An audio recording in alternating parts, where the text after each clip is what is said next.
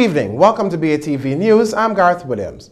With the hurricane season starting in just a few days, Minister without portfolio in the Ministry of Finance and the Public Service, Favour Williams, says the government is working to establish a policy framework for disaster risk management.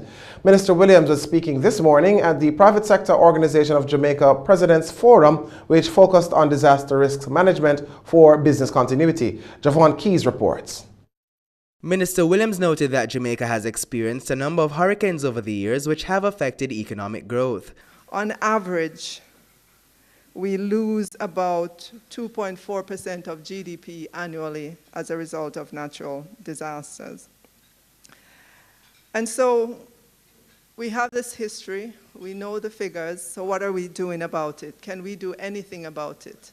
She said the analytical work for the policy is already underway, noting that the policy will be based on the most recent specialized analysis available and will have products for different levels of disaster. I am pleased to say that we have put in motion and are far along with our analytical work that will guide the eventual establishment of a policy framework for disaster risk financing at the national level ahead of a disaster.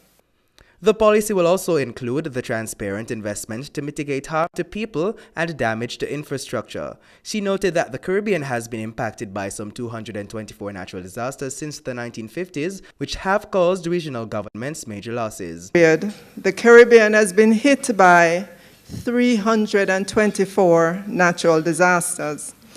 So you might say the 324 looks like a small number when compared with the 12,000, but the research shows that the economic impact of these 324 natural disasters in the Caribbean has been substantial, exceeding US $22 billion in constant 2009 dollars over the period 1950 to 2016. Meanwhile, Minister Williams said Caribbean economies are especially vulnerable to natural disasters because they're heavily tourism dependent. However, she was quick to point out that her ministry's mandate is to help the economy recover from these natural disasters as quickly as possible.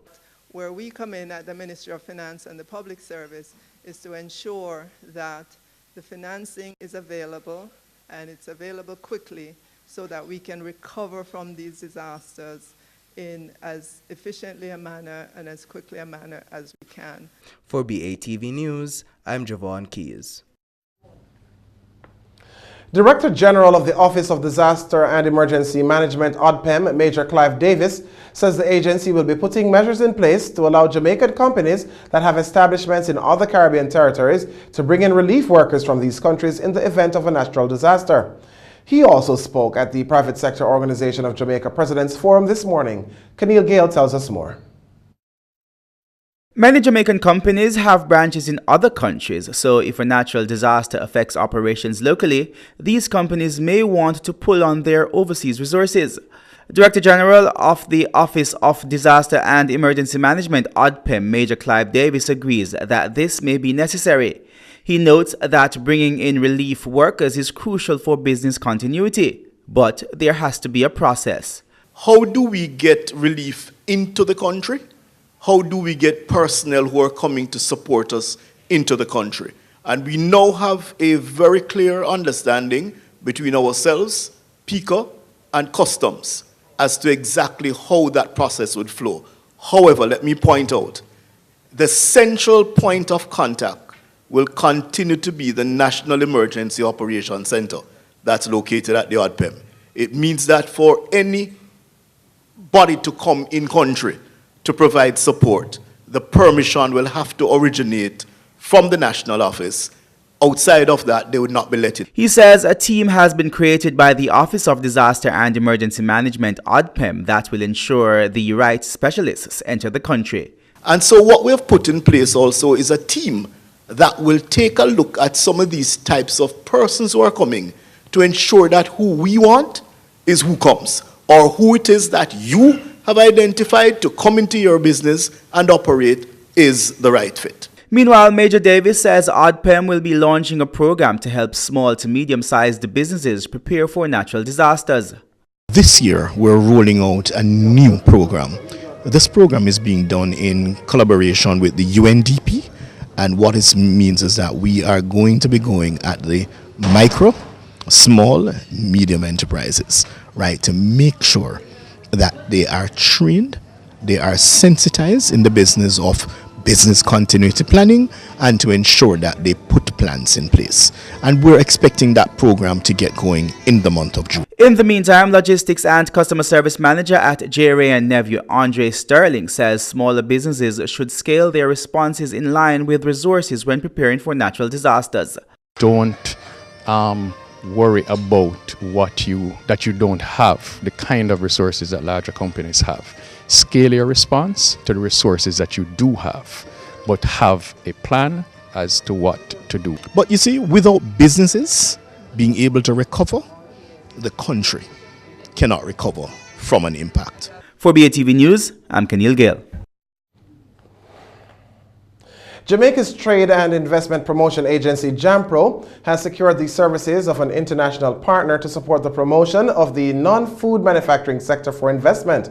JAMPRO says it has recruited the partner to support its marketing strategy to attract investment into the manufacturing sector, which is crucial to Jamaica's economic growth. Glenn Garth, Executive Vice President of U.S. consulting firm Garth Solutions Incorporated, and Richard Ortiz, Chairman of Infolinks Capital LLC, will be partnering with JAMPRO for 1 year to promote Jamaica as a viable investment location for the manufacturing sector. In addition to increasing the awareness of Jamaica as an investment destination, the partners will match local manufacturing companies with potential overseas investors. They will also implement an engagement strategy to attract more investment into Jamaica. JAMPRO hopes to confirm at least 3 large manufacturing investment projects as a result of the partnership. Meanwhile, after its recent participation in the trade exhibition Expo Jamaica, JAMPRO President Diane Edwards said the development of the manufacturing sector in Jamaica is high on the agency's agenda. Ms. Edwards explained that JAMPRO has repositioned its activities to execute more targeted initiatives that will boost Jamaica's economic performance. She said these include focusing on newer manufacturing industries in the country, such as cosmetics, pharmaceuticals, and medical devices.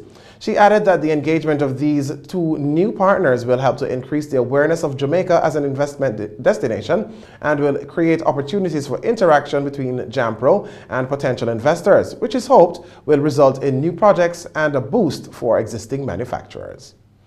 And when we return, the Jamaica Chamber of Commerce raises concerns about new taxes under the Jamaica Agricultural Commodities Regulatory Authority Act. This and more after the break.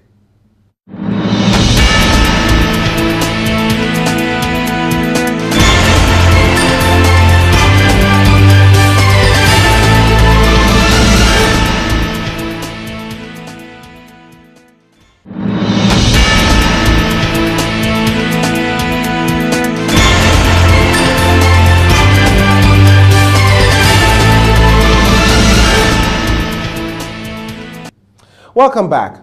The Jamaica Chamber of Commerce is raising questions this evening about the taxes being imposed on products under the Jamaica Agricultural Commodities Regulatory Authority (JACRA) Act. The legislation became effective April 1, 2018 and sees taxes being applied on imports of finished goods and raw materials as well as on export of agricultural produce. The Act also imposes a tax on the growing of these produce. The new law states that farms growing crops covered by the JACRA must be licensed and registered, and if not, farmers may face fines ranging up to $5 million and/or jail time. It's because of these concerns that the Jamaica Chamber of Commerce is calling on the Ministry of Industry, Commerce, Agriculture and Fisheries to take the necessary steps to put the new JACRA Act on hold.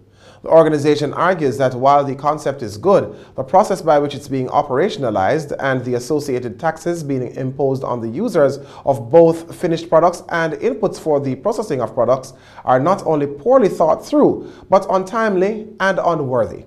The Chamber says it and the business community are ready to work with the government to determine the best way forward to ensure that the agriculture and manufacturing industries can grow and contribute to Jamaica's growth agenda. The youth employment in the digital animation industry project has been relocated to the office of the Prime Minister. The government says this is part of a strategic move to accelerate the growth of the local animation industry. The project, which was formerly housed in the Ministry of Science, Energy and Technology, seeks to foster innovation and support youth employment in animation. State Minister for Education, Youth and Information, Floyd Green, said the decision was made to transfer the project because the government believes it was a better fit under the Office of the Prime Minister, which is focused on economic growth and job creation. Mr. Green was addressing stakeholders at the opening of the two-day Jamaica Digital Screen Business Conference at the Spanish Court Hotel in New Kingston recently. Organized by the World Bank and the Korean Trust Fund in collaboration with Youth Employment, the conference facilitated industry-focused dialogue among business owners, policymakers, industry experts, academics, and other animation stakeholders. Discussions focused on intellectual property rights, creating a regulatory framework for the local animation industry, certification and standards for training programs, and incentive schemes for investors. Meanwhile, Mr. Green said he wants to see more animation used in the communication of government programs and policies similar to the ICAT character being used by the Broadcasting Commission of Jamaica in its public education initiatives. He said his ministry has begun exploring ways to make these possible. Workplaces will be better equipped to deal with persons with disabilities when the Codes of Practice is completed. The document will guide employers on how to ensure that disabled employees are not at a disadvantage. The Codes of Practice will provide minimum standards by which the public will be guided on how to interact with and allow for the participation of persons with disabilities. It is a component of the Disabilities Act, which was passed in Parliament in October 2014.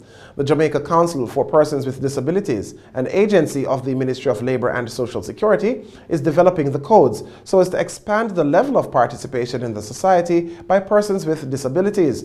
The Council's Executive Director, Christine Hendricks, says the organization is drafting the first two codes of practice, which will deal with education and training and employment. Mrs. Hendricks says the rules will provide the public with practical guidance on how to include persons with disabilities in two critical areas. She points out that sometimes persons are hesitant to employ or have persons with disabilities in the classroom because they don't know how to deal with them, and as a result, they exclude them. She notes that the hesitancy by some persons to employ persons with disabilities often comes across as discrimination. Digicel has cut sponsorship ties with West Indies Cricket. The telecoms giant says it has reached an agreement to end its sponsorship relation with Cricket West Indies 1 year early, following a successful 13-year partnership. In a release to the media today, the Digicel Group thanked Cricket West Indies for what it called 13 years of amazing partnership and for the opportunity and privilege to provide help bringing the fun and thrill and excitement of the game of cricket to a wider audience and in new engaging ways. Digicel also said it wished Cricket West Indies all the very best for the future. Meanwhile, Dominic Warren, Director of Commercial Marketing and Communications for Cricket West Indies, was also quoted in the statement thanking Digicel for their support over the past 13 years.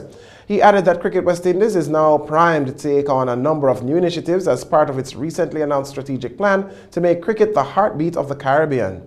He said the organization hoped to make an announcement on a new long-term principal partner soon. Regional and international stories are next. Stay with us.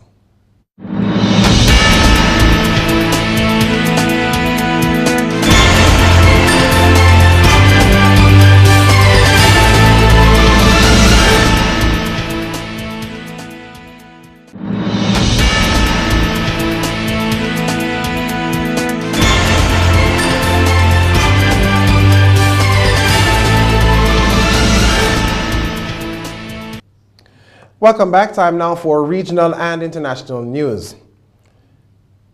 Barbados' new Prime Minister, Mia Mottley, and her new administration hit the ground running yesterday.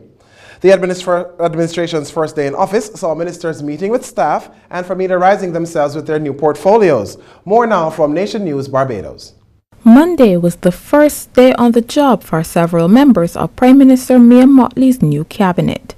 Nation News caught up with some of them as they toured their new offices and got settled. Minister of Youth and Community Empowerment Adrian Ford was on his way into his Haggett Hall St. Michael office. He said he was excited about taking up his post since youth have the ability to transform the country and economy. Mr. Ford said he wanted to redefine the bloc and make the young people who frequent them more self-sufficient. Minister of Housing, Lands and Rural Development George Payne was also on the job at Country Road, St. Michael. Well, as for me, this is like going back to school because I was here before, and it's a little too early to say exactly how the change has been, but I feel very confident. The feeling was somewhat different for first-timer Charles Griffith, who is the minister in the Ministry of Housing. Well, it's a new experience, but so far from the tour, the response seemed to be pretty good. Staff seemed pleasant enough, so I'm looking forward to being here. And as for Miss Motley, she began her packed day with a social partnership meeting at government headquarters. I'm very clear that in the absence of an opposition, that we have to have regular conversations with different entities in the country, and the social partnership is the main one. I've already had 2 meetings this morning, and later on today we're going to also look at other questions pertaining to getting updated on the economy, and I hope that we can go broader soon in terms of what we start to discuss with the people, and then we're going to take a briefing again on the South Coast Switch project before the end of the evening too. There are more protests in Nicaragua as the call for the country's president continues to intensify. More now from Euronews. There's been another round of violent protests in Nicaragua. More than a month after changes to the social security system triggered protests, anger at the subsequent crackdown has transformed into calls for a complete overhaul of the economic and political system. At least 77 people have been killed and more than 800 wounded in the recent violence. On Monday, students clashed with police and attacked a pro-government building while calling for President Daniel Ortega to step down. The Organization of American States said last week he should hold early elections. There have been calls for mass anti-government demonstrations on Wednesday.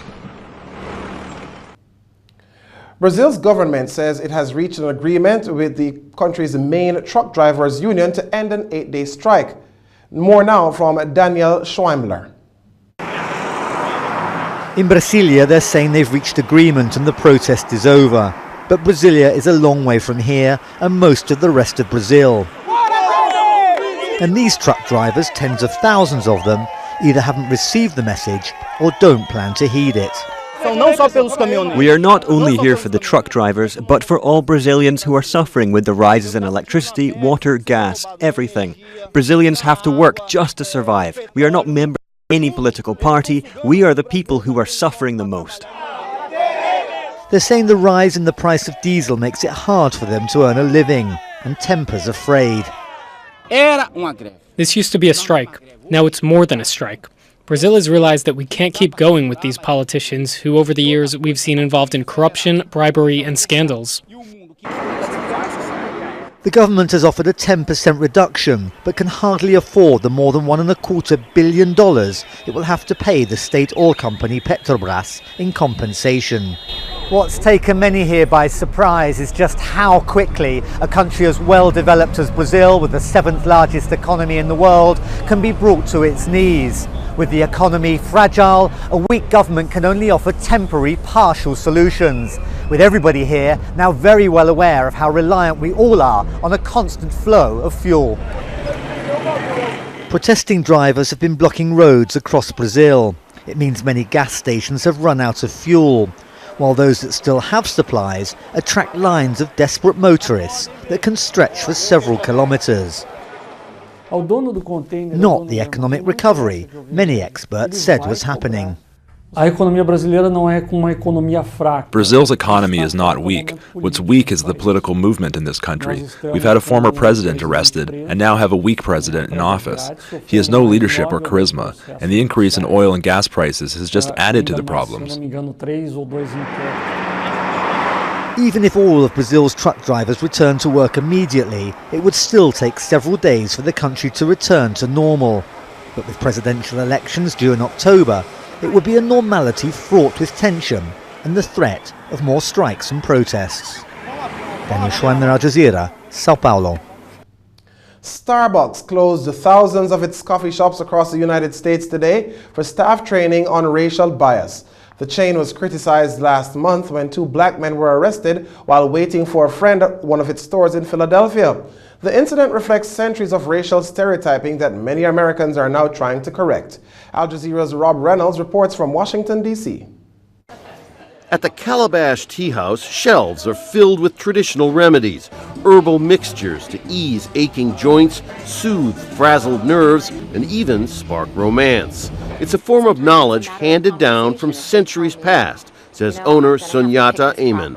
I'm a fifth-generation herbalist and natural healer, and so my job is really to continue that tradition. But another part of her job is working with employees to make them aware of implicit bias, whether on the basis of race, gender, age, sexual orientation, or anything else. We're always talking to our staff moment to moment about their interactions with folks, about exempling the best behavior and best practices to make sure everyone feels that they're welcome. If you don't correct it in the moment, it becomes a deep-seated behavior that it's implied that it's okay and it's not okay. As part of Starbucks' effort to undo the damage its reputation suffered following the widely publicized arrest of two black customers at one of its stores, the company is shutting 8,000 shops on May 29th and giving employees a training session on implicit bias and customer service. We are here to make Starbucks a place where everyone feels welcome. Starbucks barred the press from the sessions but released a video showing what employees will be taught. Social scientists say changing people's behavior and implicit biases is hard work and takes time. Employee training sessions are a start, but not a solution. They also say the effort must include specific achievable goals. Do you have outcomes that would signal that the diversity efforts, inclusion efforts are working? And a lot of times, that's where it stops. People say, well, we just want people to be unbiased. Like, well, that's so nonspecific. How would you ever know if you actually achieved it? Centuries of racial bias and stereotyping have left deeply etched patterns of thought and behavior that are not easily removed. It's a sad result of the stain of racism that's so strongly underneath American culture that we grow up into. Begin to see certain people as suspicious, other people as less suspicious, certain people as valuable, other people as less valuable. Back at the Calabash, Amen has her own ideas on fighting bias. I think the number one rule is assume the best. Part of the issues that we see with bias in the news is that the worst was always assumed, and that's when we get into trouble. Amen's approach to customer satisfaction seems to be working. Business is good, and she's opening another tea shop later this year. Rob Reynolds, Al Jazeera, Washington. Stay with us. Talking Stocks comes up next.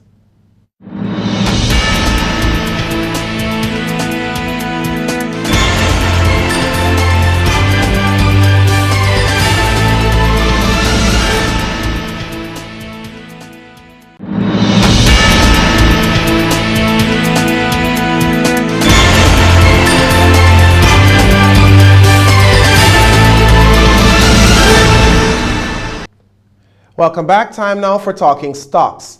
53 stocks traded today, of which 18 advanced, 25 declined, and 10 traded firm. The main JSE index declined by 693 points to close at 295,783. The junior index declined by 24 points to close at 8,880 points. Over 26,000 units traded, valued at over $271,000 on the Jamaican dollar market, while on the US dollar market, 54,000 units traded, valued at over $13,000. Knutsford Express Services, with over 19 million units changing hands, accounted for 73% of market volume. JMMB Group 7.5% VR Jamaica dollar preference shares was second, with more than 2 million units trading, and AMG Packaging and Paper, with over 730,000 units trading, accounted for 3% of market volume. Salada Foods was the top advancer, up by $1.87 to close at $15.89. Followed by Consolidated Bakeries Jamaica, up 9 cents to close at $1.90, and Honey Bun up 22 cents to close at $4.76. The main decliners were KLE Group, down 35 cents to close at $2.50, followed by Portland JSX, down 88 cents to close at $9.25, and Knutsford Express Services, down 99 cents to close at $11.50. In foreign exchange trading, the Jamaican dollar made ground on all three major currencies trading today. The U.S. ended the day selling for $125.63, losing $1.63 to the Jamaican. The Canadian dollar also sold for $95.34, losing $4.20 to the Jamaican, while the British pound sterling closed the day at $164.34, a loss of $3.78 to the Jamaican dollar. And that's the news, but before we go, a recap of our top story. With the hurricane season starting in just a few days, Minister without portfolio in the Ministry of Finance and the Public Service, Favour Williams, says the government is working to establish a policy framework for disaster risk management.